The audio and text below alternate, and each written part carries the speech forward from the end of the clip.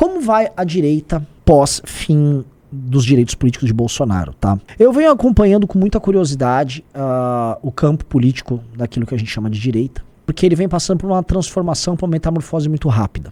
A verdade é que se eu fosse traçar um paralelo, eu diria que a direita de 2023 parece muito com a direita de 2017, tá? E o que era a direita de 2017? Era uma direita que o Bolsonaro tinha mais ou menos o tamanho que ele tem hoje. Ele não tinha chegado no auge dele, que foi lá, sei lá, em 2018 para 2019, quando ele venceu a eleição e assumiu a presidência. Ao mesmo tempo, ele não tinha também a rejeição que ele adquiriu. Então, ele tem mais ou menos o mesmo tamanho hoje do que em 17. Outra coisa, tamanho e importância. Obviamente que em 17 ele tinha expectativa de poder, o que dava uma energia maior. E hoje, apesar de ser mais conhecido e ter sido presidente da República e ter feito inúmeros parlamentares, ele não tem mais expectativa de poder. Então, acho que você balanceia isso. Outra coisa que tinha, a direita, ela era meio amorfa ali. Então você tinha vários atores atuando e você tinha várias micro-alianças acontecendo no campo da direita. Você tinha, por exemplo, veículos como a Jovem Pan servindo como um espaço aberto para que esses elementos da direita pudessem participar. Hoje, por exemplo, na Jovem Pan você vai ter espaço para liberais. Eu vejo a presença do Daniel José, eu vejo o Mano Ferreira, que é do Livres, vejo gente do MBL, a Amanda teve no Morning Show, o Beraldo participa hoje, por exemplo, do Pingos nos Is. Às vezes tem um problema, como aconteceu do Bétega, a Jovem Pan faz cobertura. E tem bolsonaristas, acho que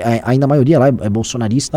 Você pega, por exemplo, outros espaços que nem cobriam a gente nos últimos anos, como Gazeta do Povo e Oeste, também dando cobertura para aquilo que nós estamos fazendo. Você tem nomes das redes sociais ligados ao universo bolsonarista já repercutindo coisas advindas do MBL. Por quê? Porque sem um nome central que todo mundo exigia submissão, que era o caso Bolsonaro, hoje não há mais, as pessoas percebem que a ação política vai se dar através da multiplicidade dos atores. É como se fosse, vou falar igual o Gilberto Gil, uma multipolaridade de nomes crescendo e reverberando-se mutuamente. Imitei o Gilberto Gil aqui, mas é mais ou menos isso. É uma multipolaridade, são vários elementos, vários nomes, e essa geleia geral, creio eu, é mais eficiente em termos de combate à esquerda do que a unificação de tudo ao redor do nome. Creio que em termos eleitorais, a unificação de tudo ao redor do nome, obviamente, é mais efetivo. Mas nós não devemos confundir a causa política e a militância política com o pleito. Porque se a gente submete a causa política ao pleito, permanentemente você vai ter que fazer uma submissão de todos os agentes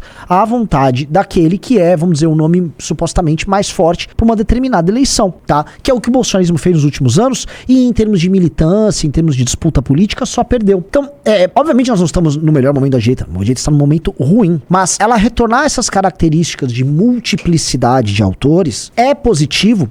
Porque, vou dar um exemplo, o Bétega, o Faustino, o Costenaro, que são de uma iniciativa chamada Inimigos Públicos, eles não estão lá pra defender os erros do Bolsonaro. Toda vez que eles são inquiridos sobre o Bolsonaro, eles falam, Bolsonaro não é problema meu, eu não sou bolsonarista. Aliás, o vídeo do Costenaro e do Faustino na URGS é basicamente isso. Eles são chamados de bolsonaristas e falam, não, por que eu sou bolsonarista? Só porque eu tô limpando aqui a tua sujeira? Por que isso me torna um bolsonarista? E isso choca demais os adversários, assim como chocou quando o Costenaro também, quando inquirido sobre uma menina lá, enfim, lá do centro acadêmico. Ah, mas você defende o grande empresariado. Ele falou, não, vocês que defendem o Rubens Ometo, vocês que defendem os bancos. Ou seja, é o tipo de resposta que, confunde.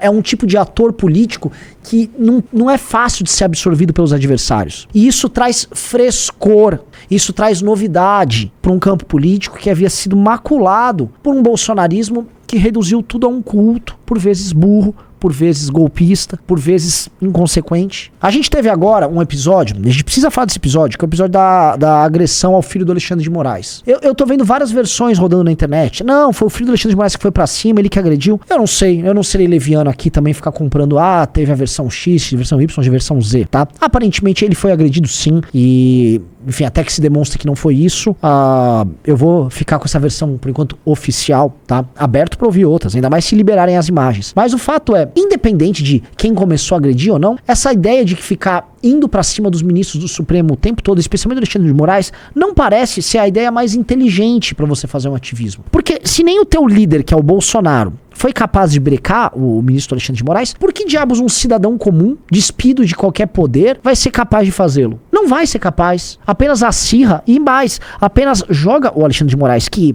gostem ou não, está numa posição de muito poder, no campo adversário. Uma ação dessas faz com que ele fique ainda mais tentado a, por exemplo, censurar redes sociais. Esse é um problema dado, meus amigos, esse é um problema oficial, dado. Então é inteligente pro nosso campo esse tipo de coisa acontecer? Não, não é. Não é civilizado também. Não mudaria em nada você ostracizar ou não, você tratar bem ou não o Alexandre de Moraes num evento em Roma. Isso é apenas burro e pouco civilizado. E o nosso campo perde. Nem trato, isso eu tratei no vídeo, da questão do tratamento da imprensa. Não vou falar disso, tá? Óbvio que a imprensa é um partido político por si só. Óbvio que a imprensa tem lado, obviamente a imprensa tem agenda. Não quero me estender sobre isso. Mas o ponto é, nós não podemos, e isso tem que entrar na tua cabeça, ficar incorrendo na burrice, no erro, nas teorias conspiratórias. Veja, tem facções importantes do bolsonarismo que acreditam que o Lula é, na verdade, um homem com uma máscara de borracha. Tô falando de influenciadores que postam coisas sobre isso, tem 5, 10 mil curtidas. Teve gente, até semana passada, que agora o oficial o bolsonarismo não pode mais gostar do Marcos Duval, tá? Bolsonaro já ostracizou ele, mas tinha gente que acreditava no Marcos Duval, que ele tinha um pendrive, que ele ia derrubar o sistema. A galera acreditava nisso. O que eu posso fazer? É muito difícil, muito difícil. Só que é perceptível, mesmo os influenciadores bolsonaristas, eles começam a se abrir para as novas possibilidades dessa multipolaridade. Não é problema isso. A questão é, não adianta se abrir para a novidade e depois ficar também sujeito e submisso ao erro. Você não tem que ter compromisso com o erro. Você não tem que ter compromisso com uma bancada, que é essa bancada aí de Andrés Fernandes, que foi eleita só fazendo mito, pendurada no saco do Bolsonaro e que hoje tem um desempenho horroroso. Tá? E é um ponto assim muito importante. Qual é o sentido de que a oposição nas ruas que começa a nascer, ela é mais interessante, mais inteligente, mais forte do que a oposição que tá no parlamento?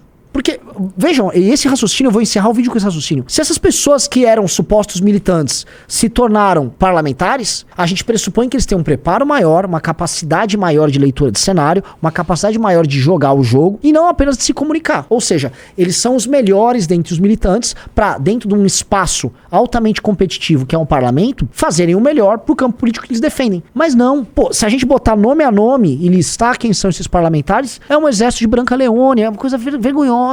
É vexatório. E é, no fundo, um bando de gente oportunista só trabalhando pra lucrar, ganhar, ficar mais famoso, obter o like e o view dele. Ou seja, é uma coisa quase psicopática. É uma galera que não tá ligando pro que tá acontecendo e só tá se importando em crescer. Não importa o momento. Então, obviamente que isso aqui tudo vai dar caca. Ó, inscreva-se. Se não bater essa meta de inscritos, eu vou ter que renunciar ao mandato, que eu assinei um contrato aqui. Então, eu preciso que vocês se inscrevam aí e a gente bata a meta de inscritos, tá bom? Mas tudo bem também, se vocês quiserem que eu renuncie, depois dá uma olhada lá quem é meu suplente. Um abraço.